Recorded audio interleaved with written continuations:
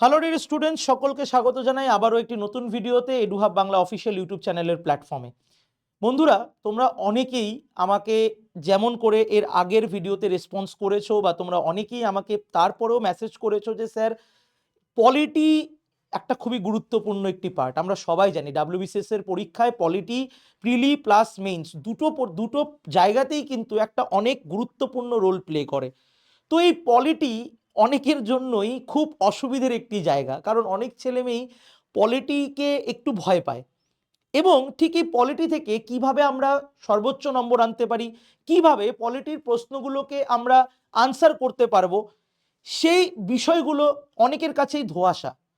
তো তার জন্যই আজকের এই সেশনটা তোমাদের জন্য রয়েছে, যেখানটায় আমরা পলিটি থেকে কি করে সর্বোচ্চ নম্বর আনা যায় এবং পলিটি ঠিক কিভাবে অধ্যয়ন করা উচিত, আমি সেই বিষয়টা তোমাদেরকে একটু ক্লিয়ার করে দেব। দেখো, ফার্স্ট অফ অল একটা জিনিস অনেক ছেলেমেয়েরা কিন্তু গুলিয়ে ফেলে, পলিটি এবং পলিটিক্যাল সায়েন্স। এই দুটো মানে অনেকেই ভাবে যে এই দুটো একটা সিমিলার কনসেপ্ট। হ্যাঁ, পলিটিক্যাল সায়েন্স নিয়ে যারা পড়াশোনা আমরা করি তারা অবশ্যই পলিটি তাদের কাছে কিছুটা তো সহজলভ্য থাকে, কারণ অনেকটা বিষয় তারা পলিটিক্যাল সায়েন্সে পড়ে আসে। কিন্তু আমরা যে পলিটিটা পড়ি সেটা কিন্তু কোনো রকমের সেই যে বিভিন্ন রকমের যারা থটসগুলো রয়েছে, পলিটিক্যাল থটস, সেই বিষয়গুলোকে কিন্তু আমরা কম্পিটিটিভ পরীক্ষার জন্য আমরা অধ্যয়ন করি না। আমরা যে পার্টগুলো বেসিক্যালি অধ্যয়ন করি পলিটিতে, দুটো পার্ট। কোন দুটো পার্ট? একটা থাকে কনস্টিটিউশন অফ ইন্ডিয়া এবং আরেকটা থাকে গভর্নিং সিস্টেম বা গভর্নেন্স অফ ইন্ডিয়া। মানে আমরা দুটো বিষয়কে আমাদের যে কোনো সরকারি চাকরির পরীক্ষা, সেটা তুমি ডাব্লিউবিসিএস বলো না কেন, সেটা তুমি ইউপিএসসি বলো না কেন, হ্যাঁ, এখন তোমরা বলতেই পারো যে স্যার তাহলে পলিটিক্যাল সায়েন্স যদি অপশনাল হিসাবে কেউ যদি নেয়, পলিটিক্যাল সায়েন্সকে যদি কেউ অপশনাল হিসাবে নাও সেটার ব্যাপার বিষয়টা আলাদা। কিন্তু polity as a whole, as a GS subject আমরা পড়ব ভারতের সংবিধান এবং ভারতের যে গভর্নিং সিস্টেম বা গভর্নেন্স, ইন্ডিয়ান গভর্নেন্স, এই দুটো পার্ট কিন্তু আমরা পলিটিতে সাধারণত অধ্যয়ন করে থাকি। এবার কনস্টিটিউশন যখন আমরা অধ্যয়ন করি, সেখানটায় আমাদের কিছুটা পোর্শন আমরা হিস্ট্রি বা ইতিহাসের থেকেও টেনে নিয়ে আসি। এবারে অনেকেই প্রশ্ন করতে পারো স্যার এটা আবার কি ধরনের বিষয়। আমরা যখন আমাদের সংবিধান আমরা যখন অধ্যয়ন করি, তখন কিন্তু আমরা হিস্টোরিক্যাল ব্যাকগ্রাউন্ডটাকে আমরা অধ্যয়ন করতে হয়। হিস্টোরিক্যাল ব্যাকগ্রাউন্ড বলতে আমাদের যে সংবিধান তৈরির আগে যে স্বাধীনতা সংগ্রামে যে বিভিন্ন আইনগুলো যে এসেছিল, কারণ সেই আইনগুলোর হাত ধরে, তার একটা এক্সাম্পল যদি আমি তোমাদেরকে দেই, government of India act 1935। Government of India act 1935-এর অধীনে অনেক বিষয় আমরা পরবর্তীকালে আমাদের সংবিধানে তার অনেক ছাপ আমরা দেখতে পারি। সেরকম তাহলে হিস্ট্রির হাত ধরে পলিটির সূচনা হচ্ছে। তাহলে পলিটির আমাদের তারপরে মেকিং অফ ইন্ডিয়ান কনস্টিটিউশন, সেখানেও আমরা ইতিহাসের একটি ঝলক দেখতে পাচ্ছি যে ভারতীয় সংবিধানটা ঠিক কি করে তৈরি হলো। ঠিক আছে, একদম মানে 1946-এর আমরা যদি দেখি আমাদের কনস্টিটিউয়েন্ট অ্যাসেম্বলির ফরমেশনের থেকে শুরু করে 1946-এর দেশ বিভাজন, তারপর আমাদের যে 1946-এই আমাদের যে ড্রাফটিং কমিটি ফরমেশন, সেই পার্টগুলো মেকিং অফ ইন্ডিয়ান কনস্টিটিউশনে চলে আসে। তারপরে আমাদের নাগরিকত্বর বিষয়টা চলে আসে, সেখানেও ইতিহাসের অনেক গল্প রয়েছে। ঠিক আছে, তো এই যে বিষয়গুলো সেইগুলো কিন্তু কনস্টিটিউশনের পার্ট। এবং এরপর আরেকটা গুরুত্বপূর্ণ বিষয়, যেরকম আমি যদি একটি এক্সাম্পল দেই, আমাদের 2023-এর পরীক্ষার প্রশ্ন, এন্টি ডিফেকশন ল কোন বা কততম অ্যামেন্ডমেন্ট অ্যাক্টের দ্বারা ভারতীয় সংবিধানের 10th শিডিউলে মানে ইনক্লুড করা হয়েছে। 2023-এ তোমাদের এই প্রশ্ন এসছে। তোমরা যদি 2023-এর প্রশ্ন যদি তোমরা খুলে দেখো, তোমরা এই প্রশ্ন দেখতে পারবে। এই যে এন্টি ডিফেকশন ল, এটা যতটা সংবিধানের গুরুত্বপূর্ণ পার্ট, ততটাই কিন্তু গভর্নিং সিস্টেম বা গভর্নেন্সের একটা গুরুত্বপূর্ণ পার্ট। তার একটা এক্সাম্পল আমরা রিসেন্ট সময়ে আমরা জানি, পশ্চিমবঙ্গের একজন বিধায়কের পদ কিন্তু এই এন্টি ডিফেকশন লর অধীনে হাইকোর্টের তরফ থেকে কিন্তু খারিজ করে দেওয়া হয়েছে। আমরা অনেকেই জানি। আমি সেই বিধায়কের নাম ইতিমধ্যে এখানটায় নিচ্ছি না, কারণ এটা কোনো পলিটিক্যাল বাইসনেস হোক, আমি সেটা চাই না। সেটা রাজনীতিক একটা প্রেক্ষাপট বা রাজনীতিক একটা বিষয়। আমাদের যে বিষয়টা, তাহলে গভর্নিং সিস্টেম, এই যে লেজিসলেটিভ বডি, বিধানসভা বা বিধান পরিষদ, আমাদের যদি আমরা দেখি মুখ্যমন্ত্রী, প্রধানমন্ত্রী, লোকসভা, রাজ্যসভা, এই যে পরিকাঠামোগুলো, তাদের বিভিন্ন রকমের যে বিল, মানি বিল, ফিনান্সিয়াল বিল, আমাদের বিভিন্ন রকমের নন মানি বিল, এই যে বিভিন্ন বিষয়গুলো, সেগুলো কিন্তু আমাদের সংবিধানের পাশাপাশি আমরা বলি যে গভর্নিং সিস্টেমের বা গভর্নেন্সের একটা পার্ট। আমরা আবারও যদি আমরা বিগত 2023-এর যদি প্রশ্নে চলে যাই, সেখানটায় একটা প্রশ্ন তোমাদের এসেছিল, আমি এখানে কিছু প্রশ্ন তোমাদের জন্য নিয়েও এসেছি। সেখানটায় তোমাদের একটা প্রশ্ন খুব দেখা গেছে, সেখানটায় তোমাদের একটা প্রশ্ন দিয়েছে যে আমাদের যে বিভিন্ন রকমের যে খরচ, যে এক্সপেন্ডিচার, সেখানে বলা হয়েছে যে এক্সপেন্ডিচারের ক্ষেত্রে সংসদীয় কার অনুমোদন নিতে হয়। আমি সঠিকভাবে যদি প্রশ্নটা দেখি, আমাদের সঠিকভাবে প্রশ্নটা কিন্তু দেওয়া আছে এখানটায়, তোমরা দেখতে পারবে যে কোন তহবিল থেকে অর্থ ব্যয় করতে সংসদের অনুমতির প্রয়োজন। এটা কিন্তু তোমাদের 2023-এর প্রশ্নে এসছে। তাহলে এই যে বিষয়টা, আমরা সবাই জানি যে consolidated fund of India, consolidated তহবিল যদি আমরা দেখি, সেখান থেকে পারমিশন কিন্তু অবশ্যই নিতে হয়। অপশন বি কারেক্ট আনসার ছিল। তাহলে আমরা যদি দেখতে যাই, এই ধরনের প্রশ্নগুলোকে আমরা কি বলবো, গভর্নিং সিস্টেমের থেকে আসা প্রশ্ন। তাহলে সংবিধানের কোন কোন জায়গাগুলো থেকে আমাদের প্রশ্ন আসছে, সংবিধানের যদি আমরা যদি দেখি, আমাদের প্রশ্ন যে জায়গাগুলো থেকে আসছে সেটা হচ্ছে দু জায়গা থেকে। একটা হচ্ছে সংবিধানের কনস্টিটিউশনাল পার্ট, আর একটা হচ্ছে গভর্নেন্স সিস্টেমের পার্ট। এবারে স্যার কনস্টিটিউশনের পার্ট বলতে তাহলে কোনগুলো বিষয়? আমরা যখন সংবিধানের কথা বলছি, যদি তোমরা যদি বিগত বছরের প্রশ্নে চলে যাও, যেরকম দেওয়া আছে political justice mention in which, যদি আমরা দেখি পার্ট অফ বা হুইচ, এই যে টার্মটা পলিটিক্যাল জাস্টিস আমাদের সংবিধানের কোন জায়গায় মেনশন করা আছে? আমরা সবাই জানি প্রস্তাবনাতে মেনশন করা আছে, বা যাকে আমরা বলি পিয়ারাম্বল, মানে যেটাকে বলা হয় সংবিধানের প্রিফেস। তাহলে সংবিধানের প্রিফেস আমাদেরকে পড়তে হবে, যেটা একদম আমরা যাকে ছাড়া কখনো সংবিধান স্টাডি করতে পারি না, বা সংবিধানকে আমরা অধ্যয়ন করতে পারি না। প্রস্তাবনা ছাড়া সংবিধান অধ্যয়ন করা মানে একটা প্রিফেস না পড়ে একটা বইকে অধ্যয়ন করা। তো প্রিফেস আমাদেরকে জানতেই হবে, সেখান থেকে কিন্তু ডিরেক্ট প্রশ্ন তোমাদের চলে আসছে। এবং আমরা যেহেতু জানি যে পলিটি এবং ইকোনমিক্স দু জায়গা থেকে মিলিয়ে আমাদের 25 নম্বর প্রিলিমিনারি পরীক্ষাতে চলে আসে, এখানটায় কিন্তু তার জন্য আমরা যখনই আমরা পলিটিকে অধ্যয়ন করি, পলিটির সাথে ইতিহাসের যেরকম ছোঁয়া রয়েছে, পলিটির সাথে কিছু ভূগোলের ছোঁয়া রয়েছে। আমি জিওগ্রাফির যখন তোমাদেরকে সেশন করেছিলাম, আমি বলেছিলাম যে অনেক টিচার বলে যে ওয়ার্ল্ড জিওগ্রাফির বিষয়ে পড়তে নেই, কিন্তু তোমরা দেখবে বিগত বছর 2023-এর পরীক্ষার প্রশ্ন এসছে যে ভারতের কোন মানে আমাদের কোন নেইবারিং কান্ট্রি তার যে স্বাধীনতার তারিখ কত তারিখে উদযাপন করে, এই ধরনের প্রশ্ন কিন্তু এসছে ইন্ডিয়ান সাবকন্টিনেন্ট কান্ট্রি থেকে। চীনকে নিয়ে প্রশ্ন এসছে যদি আমরা দেখতে যাই। তাহলে এই যে আমি যে বলছি যে আমরা যখনই সংবিধানটাকে পড়ছি, তখন সেখানে যেরকম ইতিহাসের ছোঁয়া রয়েছে, সেখানটায় তোমার কিন্তু আমরা যদি দেখি আমাদের জিওগ্রাফিরও কিছুটা ছোঁয়া রয়েছে। এবং যখনই আমরা অর্থ বিল বা ফিনান্সিয়াল বিল এই ধরনের কথা আমরা যখনই বলি, সেখানটায় কিন্তু কিছুটা ইকোনমিক্স বা অর্থনীতিরও কিন্তু ছোঁয়া আমরা দেখতে পারি। এবারে যে স্যার তাহলে কি আমরা শুধুমাত্র এমসিকিউ পড়ে পলিটির কোশ্চেন সলভ করতে পারবো ডাব্লিউবিসিএস এর পরীক্ষায়? আমার আনসার হবে একদমই ভুল কনসেপ্ট।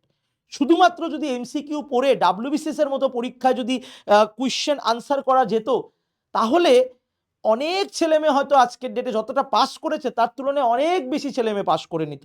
কখনো এটা সম্ভব না। এই যে প্রশ্নগুলো তোমরা দেখতে পাচ্ছ, আমি তোমাদের জন্য কিছু প্রশ্ন আমি শুধুমাত্র নিয়ে এসেছি। এই যে প্রশ্নগুলো যে তোমরা দেখতে পাচ্ছ, এন্টি ডিফেকশন ল, বা তোমরা যদি দেখো জুডিশিয়াল রিভিউকে নিয়ে হয়তো প্রশ্ন থাকবে, ঠিক আছে। তোমরা যদি দেখতে যাও মৌলিক অধিকারের উপর প্রশ্ন তোমাদের এসছে, যে মৌলিক অধিকারের উপর যুক্তিসঙ্গত বাধা নিষেধ আরোপ করতে পারে কে, ঠিক আছে। তো এই ধরনের যে প্রশ্নগুলো, এই প্রশ্নগুলো, বা আমরা যদি দেখি তার পাশাপাশি এই যে তহবিলের থেকে যে বিভিন্ন প্রশ্নগুলো এসছে, সংবিধানের প্রশ্ন, সমস্তটাই সংবিধানের প্রশ্ন। এই প্রশ্নগুলো যদি তোমাকে জানতে হয়, তাহলে কিন্তু তোমাকে কনসেপ্ট বা থিওরি তোমাকে খুব ভালো করে জানতে হবে, ইনডেপথে জানতে হবে। আমি আবারও বলছি, যে ছেলেমেয়েরা, যে ছাত্রছাত্রীরা ডাব্লিউবিসিএস এর পরীক্ষার প্রস্তুতি নিচ্ছ, কিন্তু শুধুমাত্র ভাবছো যে এমসিকিউ পড়ে বা ইউটিউবে যেখানে একদম ট্রাফিক লেগে থাকে, কিছু কিছু ক্লাসেস আমি দেখতে পারি ইউটিউবে যেখানে ট্রাফিক লেগে যায়, ওয়ান লাইনার সলভ করাচ্ছে, ডাব্লিউবিসিএস পরীক্ষায় 100% কমন, সেই সমস্ত ক্লাস করে just you waste your time. WBCS এর পরীক্ষা হোক বা আজকের ডেটে যে জায়গায় আমরা এসে দাঁড়িয়েছি 2025-এর শেষ 2026-এর শুরু, এখানটায় কনসেপ্ট বা থিওরির যদি তোমার নলেজ না থাকে, মানে এক কথায় বলতে গেলে তোমার যদি ভিত যদি তোমার স্ট্রং না থাকে, তোমার বিল্ডিং ওই কলকাতায় যেমন বিভিন্ন বিল্ডিং হিলে যায়, তোমার বিল্ডিংটাও সেভাবে কিন্তু হিলে যাবে। মানে হয়তো দুমড়ে মুচড়ে তুমি পড়ে যাবে, হয়তো তুমি প্রিলি পাস করলেও মেন্স পাস করতে পারবে না, হয়তো তুমি প্রিলিই পাস করতে পারবে না। এটা একটা বড়সড় বিষয় রয়েছে। তাহলে আমাদেরকে সঠিক কিভাবে প্রস্তুতি নিতে হবে? সঠিক প্রস্তুতি সবসময় আমি বলি যে নিজের প্রস্তুতি। তোমার নিজের প্রিপারেশন যদি থিওরিটিক্যাল কনসেপ্ট বেস প্রস্তুতি যদি ঠিকঠাক না হয়, প্রচুর ছেলেমেয়ে আছে এখন থেকেই মক টেস্ট দেওয়া শুরু করে দিয়েছে, প্রচুর ছেলেমেয়ে আছে এখন থেকেই এমসিকিউ প্র্যাকটিস করা শুরু করে দিয়েছে, সেটারও কিন্তু একটা পারফেক্ট সময় আছে।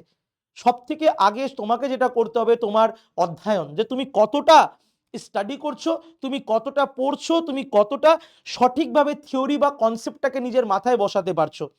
তার জন্যই কিন্তু চাই সঠিক প্রিপারেশন এবং সঠিক গাইডেন্স।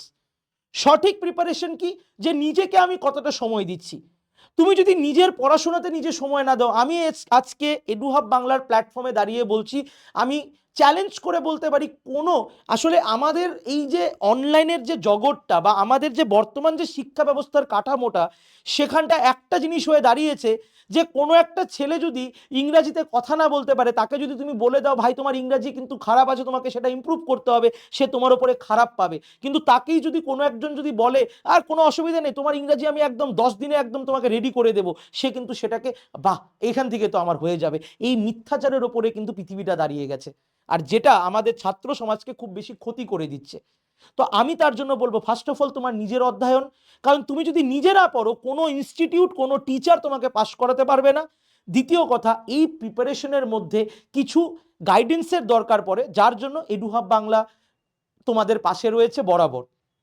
এডুহাব বাংলায় সবসময় ক্লাসেস চলছে, তোমরা ক্লাসেস পাচ্ছ। আজকে এই ভিডিওটা তোমাদেরকে করে দিচ্ছি এর জন্য, যাতে এই ভিডিওটা দেখে পশ্চিমবাংলার প্রত্যেকটা ঘরের ছেলে মেয়ে যাতে লাভালাভ মানে উঠাতে পারে, বা পশ্চিমবঙ্গের প্রত্যেকটা যারা অ্যাসপিরেন্ট রয়েছে তারা যাতে বেনিফিট পেতে পারে। সঠিক অ্যানালাইসিস, যে অ্যাকচুয়ালি যদি আমাকে প্রি পাস করতে হয়, যদি আমাকে মেন্স পাস করতে হয়, আমি তোমাদের সামনে বিগত বছরের প্রশ্নগুলো নিয়ে এসেছি।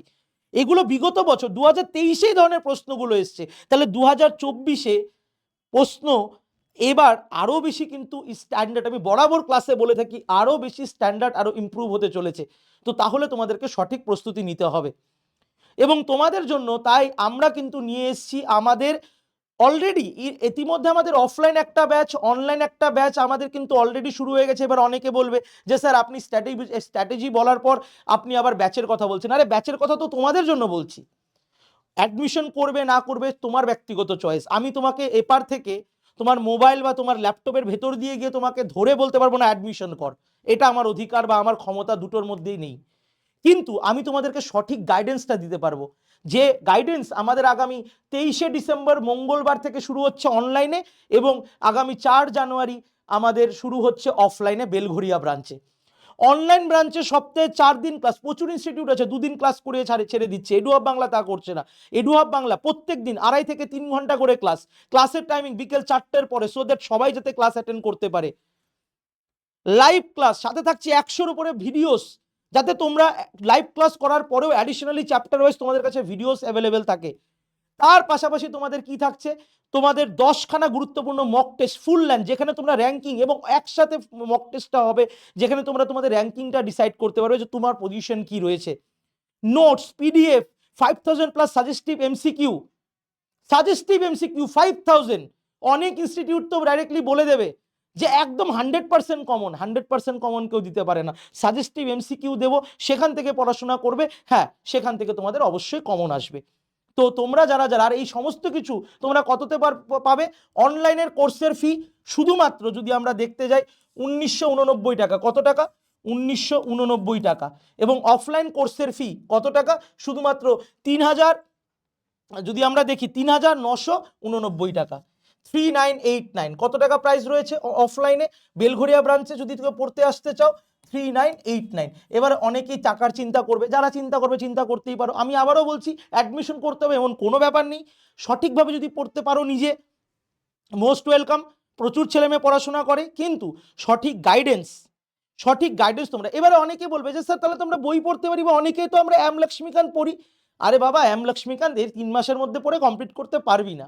আর বাংলার ছেলেমেয়েরা এই এম লক্ষ্মীকান্তের বইয়ের কথা আমরা যতই বলি না কেন, নো ডাউটেডলি সেটা গুরুদেব বই, কিন্তু তার জন্য you have to prepare from this বুক।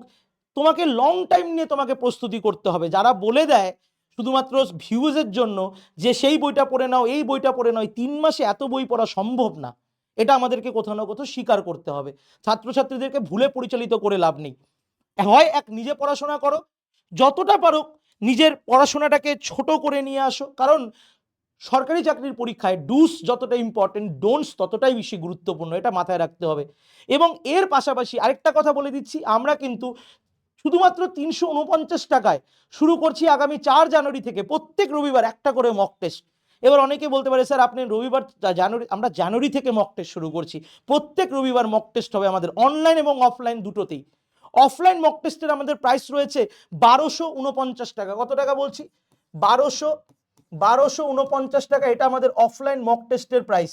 আর আমাদের অনলাইন মক টেস্টের প্রাইস হচ্ছে মাত্র 349 টাকা, যেটা তুমি বাড়িতে বসে তুমি অ্যাভেল করতে পারবে 349 টাকা। তাহলে তোমাদের জন্য এই ফ্যাসিলিটিসগুলো অ্যাভেল করা আছে। পাশাপাশি ইউটিউবে যথেষ্ট ক্লাসেস চলছে, ফ্রি ক্লাসেস চলছে। এর পরেও যদি তোমাদের গাইডেন্স লাগে, কোনো রকমের ফ্রি গাইডেন্সও যদি লাগে, তোমরা অবশ্যই, বা অ্যাডমিশন করতে চাও, কোনো কনফিউশন আছে, তোমরা 9957176761 এই নাম্বারে তোমরা কিন্তু অবশ্যই কি করতে পারো, তোমরা মেসেজ করতে পারো। কল সবসময় ধরা পসিবল না, ক্লাসের মধ্যে থাকি, তো তোমরা মেসেজ করতে পারো, তোমাদের মেসেজে সময় মতো রিপ্লাই করে দেওয়া হবে। তো আশা করি পলিটির কি পড়তে হবে, কোন বিষয়গুলো জানতে হবে, সেই বিষয় তোমরা হয়তো স্পষ্ট হয়ে গেছো, তোমাদের হয়তো কনসেপ্ট ক্লিয়ার হয়ে গেছে। তো এই ভিডিওটা, এই যে ক্লাসটা, আশা করি এই সেশন তোমাদের অনেককে হেল্প করবে। এবং ডেফিনেটলি আমরা যদি দেখি এখানটা আমি এই সেশন তোমাদেরকে যথেষ্ট বেশি তোমাদের প্রিপারেশনে তোমাদেরকে হেল্প করবে। তোমরা কমেন্ট করে জানাও যে আর কোন বিষয় তোমরা জানতে চাও। তোমাদের প্রত্যেকটা, দেখো যত প্রশ্ন আসবে তত অ্যান্সার বেরোবে, যত অ্যান্সার বেরোবে তত মনের কনফিউশন দূর হবে। তার জন্য কমেন্ট করো, কমেন্টে প্রশ্ন করো, আমি অ্যান্সার দেওয়ার জন্য অলওয়েজ প্রস্তুত। ধন্যবাদ, থ্যাংক ইউ, এবং সবাইকে all the best. Thank you so much.